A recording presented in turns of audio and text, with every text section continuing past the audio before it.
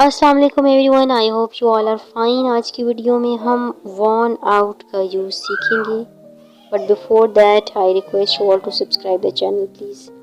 Let's move to the topic.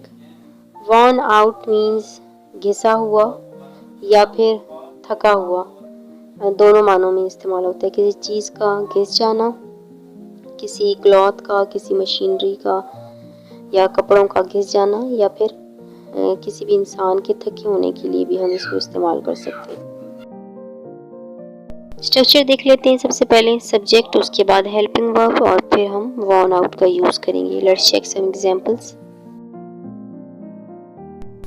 मेरे जूते घिस गए हैं। My shoes are worn out.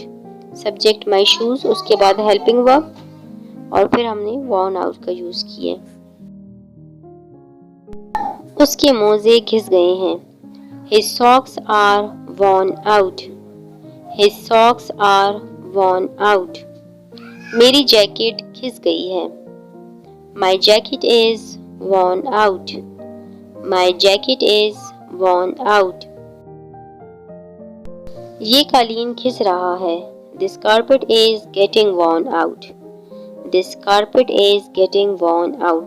जब कोई चीज़ घिस रही होगी तो उसके लिए फिर हम इज गेटिंग का यूज करेंगे या आर गेटिंग अगर प्लूरल है तो।